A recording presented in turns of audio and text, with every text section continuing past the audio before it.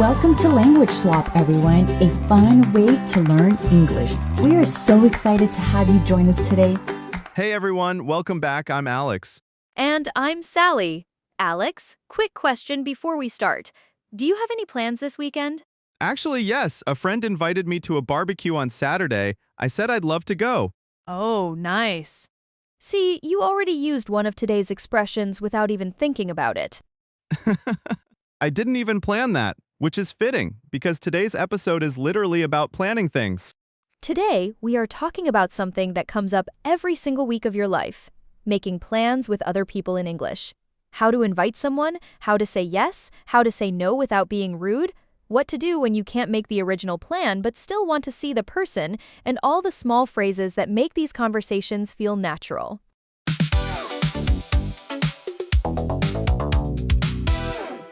Because there's a real difference between how a textbook teaches you to invite someone and how people actually do it. And today we are closing that gap completely. That's right. Textbook teaches you the formal way, but in natural conversations is a little different. So let's start at the very beginning. How do you invite someone to something in natural English? Because there are actually many ways and they all carry a slightly different feeling. The most casual and most common way is just let's. Let's grab coffee. Let's catch a movie. Let's do something this weekend. Short, warm, direct, no big production needed. Let's grab is probably the most useful construction here. Think about all the things you can grab. You can grab coffee, grab lunch, grab a drink, grab a bite to eat. Grab makes everything sound low pressure and spontaneous. I want to share something about that word grab because it confused me the first time I heard it used this way. Grab normally means to take something quickly with your hand, right? Like grabbing your keys before you run out the door. Exactly. That's the literal meaning. But when you say let's grab coffee, it doesn't mean you're rushing. It just means let's go get coffee together. Casually, without a big formal plan. The grab adds a laid-back energy to whatever you're doing. That is such a good observation. And once you start using it, you realize how much more natural it sounds than let's go drink coffee together. Let's go drink coffee together. That sounds like a formal proposal. It really does. Now, I want to share a quick story because this one really stuck with me.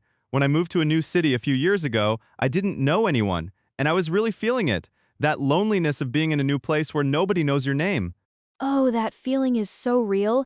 It is, and I kept waiting for the perfect moment to make friends, like I was going to find some magical situation where it would feel natural, and it never came. And then one day my coworker walked past my desk and said, "Hey, let's grab lunch today." Just like that, no big thing, and we went, and we talked for an hour, and he is still one of my closest friends. Wow. And all it took was let's grab lunch. 4 words. That is it. And I learned from that, the invitation doesn't have to be complicated or fancy. Simple and warm is always what works. Now, there is also a more formal version for when the situation calls for it. Would you like to? Would you like to join us for dinner? Would you like to come to the event? Perfectly correct. A little more polished. Good for professional settings, new relationships, or situations where you want to show extra respect. And somewhere in the middle of casual and formal, you should come. You should come to the party on Saturday. You should come with us this weekend. Very natural, very friendly. It is an invitation that sounds like a strong suggestion, and it has warmth in it because it sounds like you really mean it. I love you should come for group plans especially. It feels inclusive, like you're opening a door, not just holding it for one person. Also very common. Starting with "Are you free?" or "Are you around?" These are what I call pre-invitations. You check if the person is available before you even say what the plan is. So you might say, "Hey, are you free Saturday?" And once they say yes, then you give the actual plan.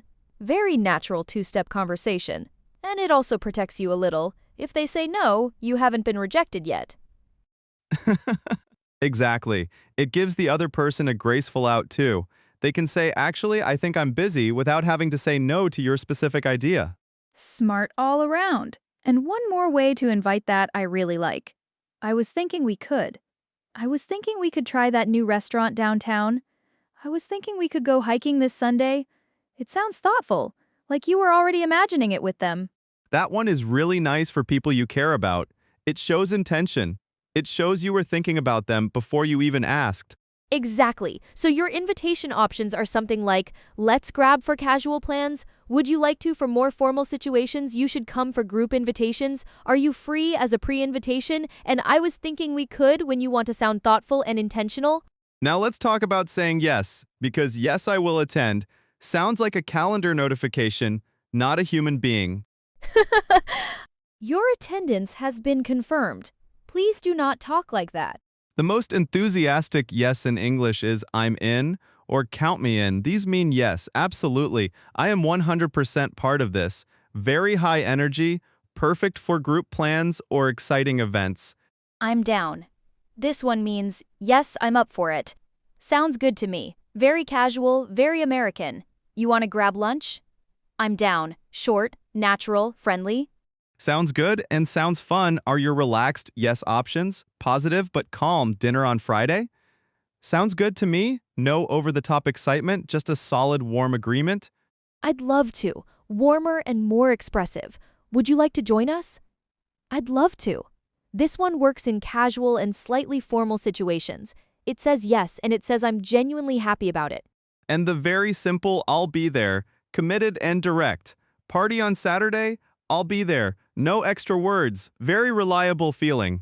I have a friend who always responds with I'll be there whenever she commits to something, and she always actually is.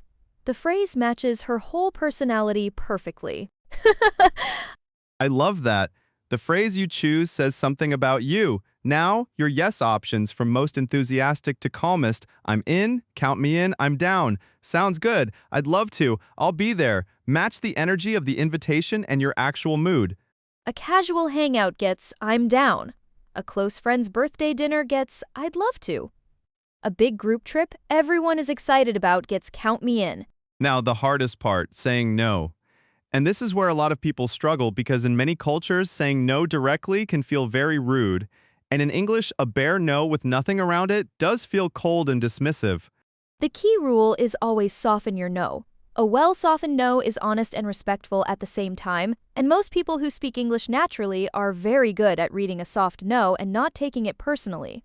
The most classic soft no is, I can't make it, not I don't want to come, not I won't be there. I can't make it implies there is a real conflict in your schedule. It sounds like it is about your situation, not about the person or the plan. I wish I could, but is another beautiful opener for a soft no. You can say, I wish I could, but I already have plans, or I wish I could, but I'm completely slammed this weekend. That I wish I could part does so much work. It tells the other person you genuinely want to be there. The but is just the reality. I used to always say I can't with nothing else. And a close friend told me once, you never explain, it makes me feel like you just don't want to come. And I realized she was right. A tiny bit of extra warmth completely changes how a no lands. That is such an honest and real thing to share. And it is true, a few extra words of care make all the difference. And then there is, I have to take a rain check. This is a very important English expression. A rain check means you can't do it right now, but you genuinely want to do it another time. It is a no with a future yes attached. The image behind rain check comes from baseball.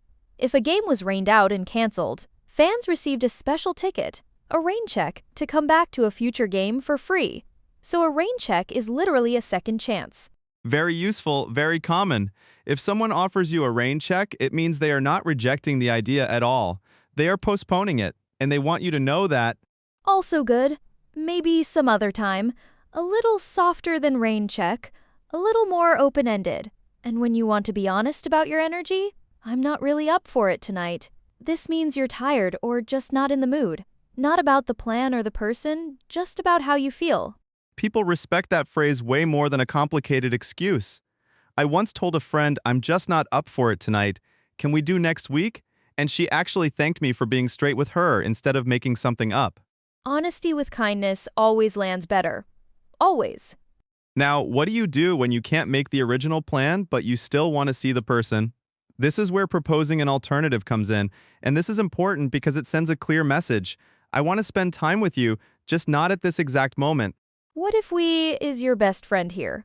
What if we did Sunday instead? What if we made it lunch instead of dinner? It is collaborative. You're not just saying no, you're building a new option together. How about works the same way? How about next weekend? How about somewhere closer to you? Easy, natural, flexible shows you're still thinking about making it work. Would it work if it's slightly more considerate? Would it work if we pushed it to 7? Would it work if we did it at my place? It shows you're thinking about the other person's needs and schedule too. And when nothing works right now, let's reschedule. Simple, clean, honest. I can't do this week at all. Let's reschedule. And then actually reschedule. Don't just say it and go quiet. That is such an important point. Going quiet on plans, not responding, not following up, is a very bad look. It is much better to say something short and honest than to disappear. Always communicate, even a short message.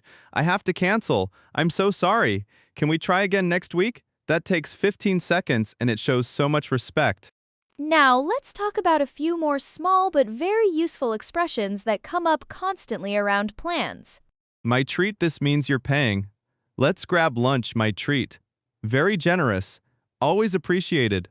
Always a nice thing to offer. Go Dutch, or split it, means everyone pays their own share. Should we go Dutch? Casual and fair. Very common between friends when nobody wants to make it complicated. Play it by ear means not locking in a fixed plan. You see how things develop and decide as you go. I don't know what time I'll be done. Let's play it by ear.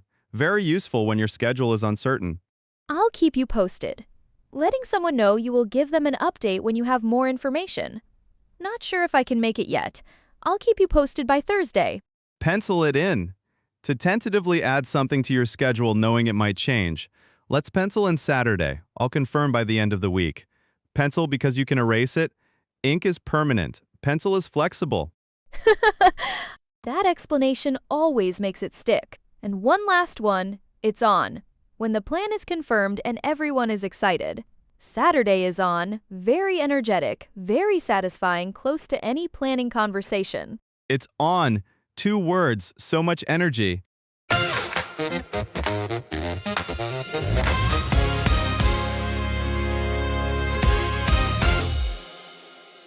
Okay, let's do our word tour before we close. These are the expressions from today that you want to keep and actually use. First, let's grab. Your go-to casual invitation. Let's grab coffee. Let's grab lunch. Let's grab a drink. Casual, warm, easy. You can say we should grab coffee sometime to someone new, and it feels completely natural and friendly. I'm down. Your casual yes. Are you up for dinner Friday? I'm down. Short, natural, very American. Use it with friends and coworkers. I can't make it. Your soft no. Much better than just saying no. Use it anytime you have a conflict. Add I wish I could but before it to make it even warmer and more genuine. Take a rain check. When you want to say no now but yes later. I have to take a rain check on this one. Can we try next week? It tells the person you are still interested, just not available right now. I'm not really up for it. Honest and human. When your energy is low, I'm just not up for it tonight. People understand this more than you think. What if we, and how about, your tools for proposing alternatives? What if we did Saturday instead? How about somewhere closer to you? Collaborative and positive. Play it by ear for uncertain situations. Let's play it by ear and see how the day goes. Keeps things flexible without canceling. Pencil it in for tentative plans. Let's pencil in Thursday, and I'll confirm Monday. Holds the spot without a firm commitment. It's on your energetic plan confirmation when it's happening and everyone is ready. Your challenge this week. Make one real plan using at least 2 of today's expressions. Or if you need to cancel something, use a proper soft no instead of going quiet. Think about this. Is there someone you have been meaning to make plans with for a while? A friend you have been out of touch with? Maybe this is the week you send that message. Hey, are you free this weekend? Let's grab coffee. Do it! The worst that can happen is they take a rain check, and then you try again. And if you want to share how it went, we genuinely love hearing from our listeners. Tell us about a plan you made recently or a plan you had to turn down. We want to know. Thanks so much for listening, everyone.